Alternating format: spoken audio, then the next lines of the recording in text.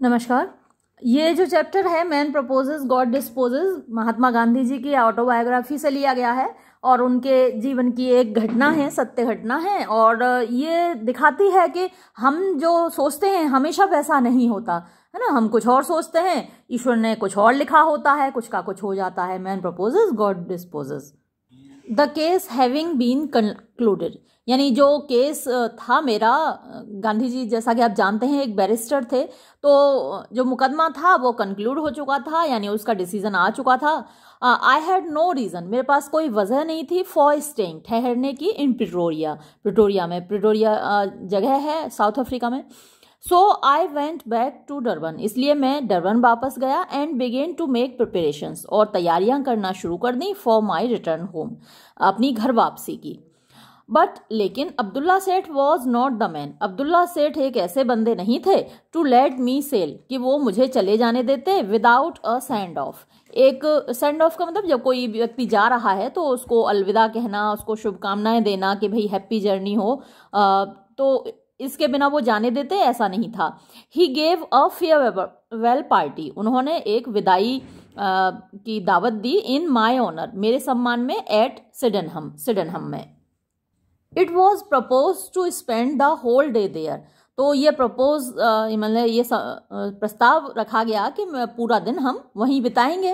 विलेस्ट जब I was turning over the sheets, मैं कुछ पन्ने पलट रहा था, of some of the newspapers, कुछ समाचार पत्रों के, आई फाउंड देयर, जो मुझे वहां मिले, आई चांस टू सी, तो इत्तेफाकन मुझे देखने को मिला, अ पैराग्राफ, एक गद्यांश, या एक पैराग्राफ बोल लीजिए, इन अ कॉर्नर, एक कोने में, ऑफ वन ऑफ देम, यानी उन समाचार पत्रों में से एक में, अंडर द कैप्शन, जिसका कि कैप्शन या कि हेडलाइन आप कह सकते हैं वो था Indian franchise.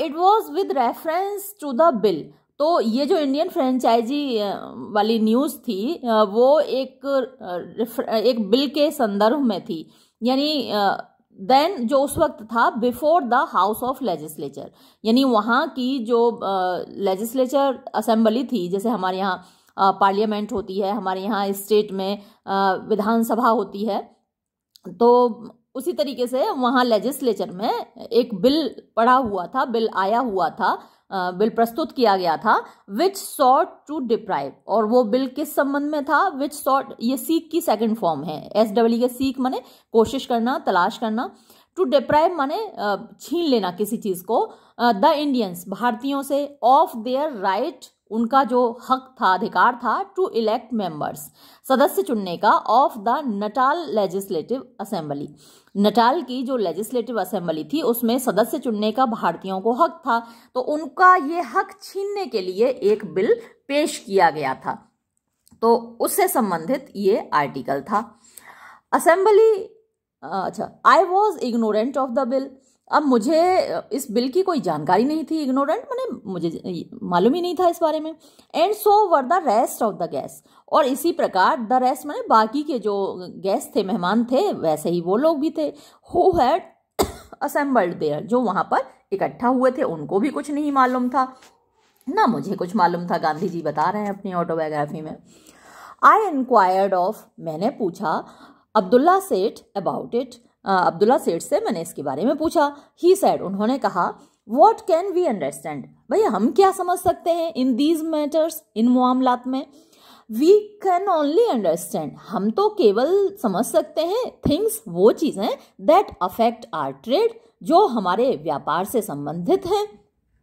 As you know, जैसा कि आप जानते हैं, ऑल आवर ट्रेड, हमारा पूरा व्यापार, in the orange free state, जो ऑरेंज फ्री स्टेट है, ये ऑरेंज एक नदी है साउथ अफ्रीका में, और एक वाल नदी है, VAAL, उसकी स्पेलिंग भी नोट कर लीजिएगा, ऑरेंज की स्पेलिंग तो आपके सामने है ही।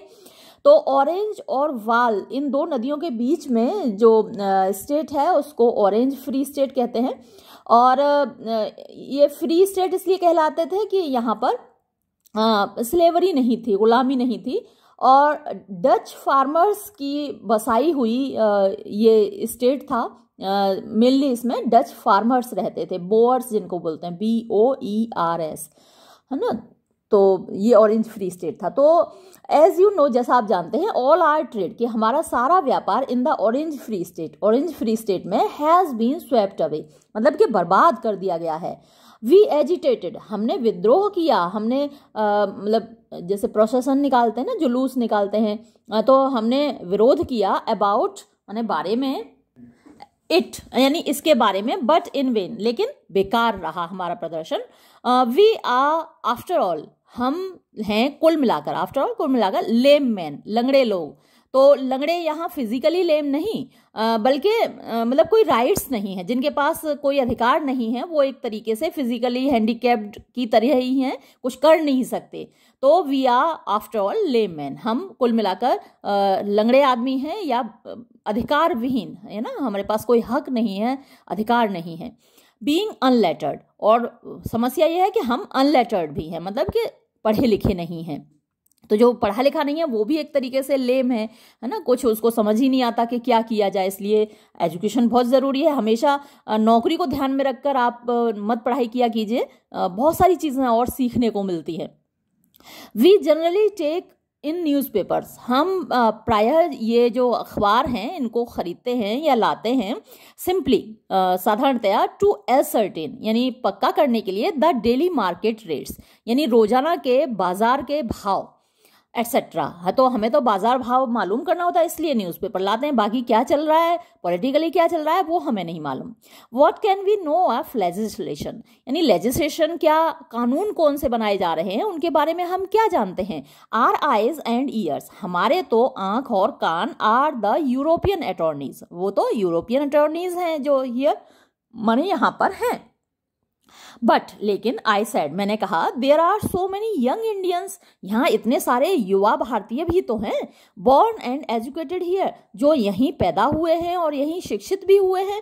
Do they not help you, क्या वो लोग तुम्हारी मदद नहीं करते हैं। दे, वो लोग, एक्सक्लेम्ड अब्दुल्ला सेठ, अब्दुल्ला सेठ ने चौंक कर कहा, इन डेस्पेयर, निराशा में। दे नेवर केयर, वो कभी परवाह भी नहीं करते, टू कम टू अस, हमारे पास आने की, and to tell you the truth, और आपको हम सच बताएं। We care less to recognise them, हम उससे भी कम परवाह करते हैं उनको पहचानने की। बीइंग क्रिश्चियंस, अब वो लोग क्या है, कन्वर्टेड हो गए हैं, ईसाई बन गए हैं, कन्वर्ट हो गए। They are under the thumb of the white clergyman, तो वो जो गोरे क्लर्जीमैन हैं, जो गोरे पादरी लोग हैं, उनके हथेली के नीचे हैं, उनके अंगूठे के नीचे हैं, यानी उनके कंट्रोल में है। हु, और जो क्लर्जीमैन है वो खुद in turn are subject to the government, वो खुद सरकार के गुलाम हैं। जो पादरी हैं वो सरकार के गुलाम हैं, और ये जो लोग हैं, जो इंडियन लोग हैं, वो क्योंकि कन्वर्ट होके क्रिश्चियन बन गए, वो पादरियों के गुलाम हैं।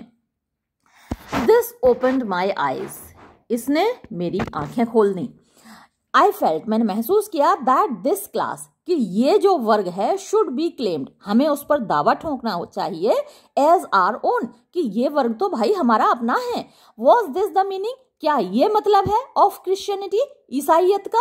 Did they cease to be Indians, क्या वो भारतीय नहीं रहे, because they had become Christians, क्योंकि वो कन्वर्ट होके सब ईसाई बन गए तो क्या भारतीय नहीं रहे। बट लेकिन I was on the point of returning home, अब मैं तो घर लौटने के कगार पे था। एंड हेजिटेटेड, और थोड़ा झिझक रहा था, टू एक्सप्रेस, अभिव्यक्त करने के लिए, what was passing through my mind, जो कुछ मेरे दिमाग में चल रहा था, इन दिस मैटर, इस मामले में। आई सिंपली सेड, मैंने बस यही कहा साधारणतया, टू अब्दुल्ला सेठ से, दिस बिल, ये कानून, if it passes into law, मतलब ये जो बिल है, यानी कानून तो बाद में बनता है पास होने के बाद, ये बिल अगर ये पास होके कानून बन गया, विल मेक आर लॉट, यानी हमारे भाग्य को बना देगा, हमारी जिंदगी को बना देगा, एक्सट्रीमली डिफिकल्ट, बहुत ज्यादा कठिन। It is the first nail, ये पहली कील होगी, इनटू, ओहो, आर कॉफिन, हमारे ताबूत में। It strikes at the root of our self respect, यानी इट स्ट्राइक्स, ये वार कर रहा है, एट द रूट, जड़ों पर, ऑफ आर सेल्फ रेस्पेक्ट, हमारे आत्मसम्मान की। इट में, हाँ ये बिल्कुल कर सकता है, इकोड, यानी हमें हाँ मिलाई सेठ अब्दुल्ला ने। आई विल टेल यू, मैं आपको बताता हूँ द जेनेसिस, यानी जन्म कहाँ से हुआ, ऑफ द फ्रेंचाइजी क्वेश्चन, इस फ्रेंचाइजी के सवाल का। We knew nothing about it, हम तो इसके बारे में कुछ जानते ही नहीं थे। But mister Escombe one of our best attorneys, लेकिन जो मिस्टर एस्कॉम्बी जो हमारे सबसे अच्छे अटॉर्नी में से एक हैं, whom you know, उनको आप भी जानते हैं, put the idea into our heads, उन्होंने ये विचार हमारे दिमाग में भरा। इट हैपेंड दस, हुआ यूं था, he is a great fighter, वो तो बहुत बड़े लड़ाके हैं, and there being no love lost, और नो मतलब to be no love lost का मतलब होता है दुश्मनी होना, यानी थोड़ी रस्साकशी है, थोड़ी सी दुश्मनी है between him and the Wharf engineer, यानी मिस्टर एस्कॉम्बी और वार्फ इंजीनियर के बीच में। ही फियर्ड, उनको डर था, that the engineer might deprive him, कि जो इंजीनियर हैं वो उनको डिप्राइव कर सकते हैं, मतलब कि वंचित कर सकते हैं, उनसे छीन सकते हैं, ऑफ हिज वोट्स, उनके वोट, एंड डिफीट हिम, और उनको हरा सकते हैं एट द इलेक्शन, यानी चुनाव में। सो ही एक्वेंटेड अस, इसलिए उन्होंने हमें परिचित कराया विद आर पोजीशन, हमारी स्थिति से, एंड एट हिज इंस्टेंस, और उनके कहने पर वी ऑल रजिस्टर्ड, हम सबने रजिस्टर करा लिया आरसेल्व्स, अपने आप को, एज वोटर्स, यानी वोटरों के रूप में, मतदाताओं के रूप में, एंड वोटेड फॉर हिम, और हमने उनके लिए वोट डाल दिया।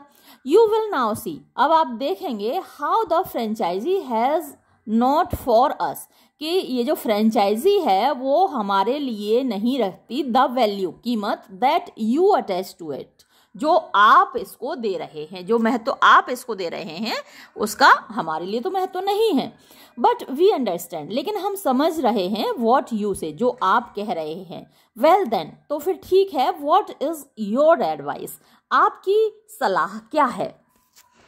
The other guests were listening to this, दूसरे मेहमान इसको सुन रहे थे, टू दिस कन्वर्सेशन, इस बातचीत को, विद अटेंशन, ध्यान से।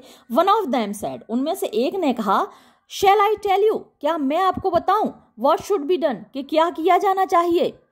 यू कैंसिल योर पैसेज, यानी आप अपनी यात्रा कैंसिल कर दीजिए, बाय दिस बोट, इस बोट से, यानी ये जो जहाज जा रहा है इससे आप अपनी यात्रा कैंसिल कर दीजिए। स्टे हियर, यहाँ रुक जाइए, अ मंथ लॉन्गर, 1 महीने और, एंड वी विल फाइट, और हम लोग लड़ेंगे, एज यू डायरेक्टर्स, जैसा भी आप हमको दिशा निर्देश देंगे, डायरेक्ट माने गाइड करेंगे आप। अब्दुल्ला सेठ, यू मस्ट डिटेन गांधी भाई, अब्दुल्ला सेठ आप गांधी भाई को रोकना चाहिए आपको। द सेठ वॉज अ श्यूर मैन, अब जो अब्दुल्ला सेठ था वो भी बड़ा होशियार आदमी था। ही सेड, उसने कहा, I may not detain him now, भैया मैं तो अब उनको नहीं रोक सकता, और रैदर, और इसकी बजाय, you have as much right, आप लोगों का भी तो उतना ही हक है, एज आई, जितना मेरा है, टू डू सो, ऐसा करने का, भाई जितना हक मेरा बनता है गांधी भाई को रोकने का, उतना हक आपको भी बनता है। But you are quite right, लेकिन आप बात तो बिल्कुल सही कह रहे हो। Let us all persuade him, चलो हम सब लोग मिलके उनकी खुशामद करते हैं, टू स्टे ऑन, कि वो रुक जाए भाई। बट यू शुड रिमेंबर, लेकिन एक बात तो आपको ध्यान रखनी चाहिए, that he is a barrister, कि भाई वो एक बैरिस्टर हैं। व्हाट अबाउट हिज फीस, उनकी फीस का क्या होगा, भाई रुकेंगे तो फीस भी तो चाहिए ना, अब बताओ फीस का क्या होगा। द मेंशन ऑफ फीस पेन्ड मी, अब ये जो फीस का उल्लेख हुआ इससे मुझको पीड़ा हुई, एंड आई ब्रोक इन, और मैं गुस्से से फट पड़ा। Abdulla Seth, fees are out of question, fees का तो सवाल ही नहीं उठता Abdulla Seth. There can be no fees for public work, भाई जनता के काम की कोई फीस थोड़ी ली जाएगी। आई कैन स्टे, मैं यहाँ रुक सकता हूँ, इफ एट ऑल, अगर रुकूंगा तो, एज अ सर्वेंट, केवल एक सेवक की तरह। एंड एज यू नो, और जैसा कि आप जानते हैं, I am not acquainted with, मैं परिचित नहीं हूं, ऑल दीज फ्रेंड्स, इन सभी मित्रों से। बट लेकिन, इफ यू बिलीव, अगर आपको विश्वास है, दैट दे विल कोऑपरेट, कि वो लोग सहयोग करेंगे, आई एम प्रिपेयर्ड, मैं तैयार हूं, to stay a month longer, 1 और महीने के लिए। There is one thing however, लेकिन एक बात तो है, अब वो बात क्या है। दो, हालांकि, यू नीड नॉट पे मी एनीथिंग, आपको मुझे कुछ भी पे करने की, मुझे पैसा देने की जरूरत तो नहीं है। वर्क ऑफ द नेचर, लेकिन जिस तरीके का ये काम है, वी कंटेम्पलेट माने हम सोच रहे हैं, कैन नॉट बी डन, ऐसा काम नहीं किया जा सकता विदाउट सम फंड्स, कुछ पैसों के बिना, टू स्टार्ट विद, अगर हम शुरुआत करें तो। दस इस प्रकार we have to send telegrams, हमें कुछ टेलीग्राम्स भेजने होंगे। We may have to print some literature, हमें कुछ कागजात भी प्रिंट कराने होंगे, जैसे पैम्फलेट वगैरह होते हैं ना लोगों तक सूचना पहुंचाने के लिए, वो प्रिंट कराने होंगे। Some touring may have to be done, और कुछ टूरिंग मतलब कुछ यात्राएं भी करनी पड़ेंगी इधर से उधर। The local attorneys may have to be consulted, और यहाँ के जो लोकल अटॉर्नी हैं, यहाँ के जो यहीं के रहने वाले, उनको भी कंसल्ट करना पड़ेगा, उनकी सलाह लेनी पड़ेगी। And as I am ignorant of your laws, और जैसा कि मैं आपके कानूनों से थोड़ा अपरिचित हूँ, I may need some law books, तो मुझे कुछ कानून की किताबों की जरूरत भी पड़ेगी, फॉर रेफरेंस, संदर्भ के लिए। ऑल दिस, ये सब कुछ कैन नॉट बी डन, नहीं किया जा सकता विदाउट मनी, पैसे के बिना। एंड इट इज क्लियर, और ये बात तो स्पष्ट है, दैट वन मैन, कि एक बंदा, इज नॉट एनफ, काफी नहीं है, फॉर दिस वर्क, इस काम के लिए। मैनी मस्ट कम फॉरवर्ड, मतलब बहुत सारे लोगों को आगे आना होगा, टू हेल्प हिम, उसकी मदद करने के लिए। And a chorus of voices was heard, अब एक समूह सुनाई दिया आवाजों का, जैसे ये बात हुई तो एक कोरस सुनाई दिया आवाजों का, अल्लाह इज ग्रेट, मतलब अल्लाह महान है, एंड मर्सीफुल, और दयालु है। मनी विल कम इन, पैसा तो आ ही जाएगा। मैन आर देयर, लोग हैं। As many as you may need, इतने लोग हैं जितने की आपको जरूरत हो। You please consent to stay, आप तो सिर्फ अपनी सहमति दे दीजिए कि आप ठहर जाएंगे। And all will be well, और सब कुछ अच्छा ही हो जाएगा। द फेयरवेल पार्टी, तो जो विदाई की पार्टी थी, विदाई की दावत थी, वॉज दस टर्न्ड इनटू, अब वो देखिए तो बदल गई किस चीज में, अ वर्किंग कमेटी, एक वर्किंग कमेटी में बदल गई। देखिए मतलब यही तो, इसीलिए तो ये टाइटल है, मैन प्रपोजेस गॉड डिस्पोजेस, कि भाई आए थे हरिभजन को ओटन लगे कपास, इसी को बोलते हैं कि करने कुछ आए थे और करने कुछ लग गई। अब फेयरवेल पार्टी लेने आए थे, अब देखो वर्किंग कमेटी बन गई। आई सजेस्टेड, मैंने सुझाव दिया, फिनिशिंग डिनर एटसेट्रा, कि भाई जल्दी करो, खा पी लो क्विकली, जल्दी से, एंड गेटिंग बैक होम, और चलो अपने अपने घर जल्दी से वापस चलो।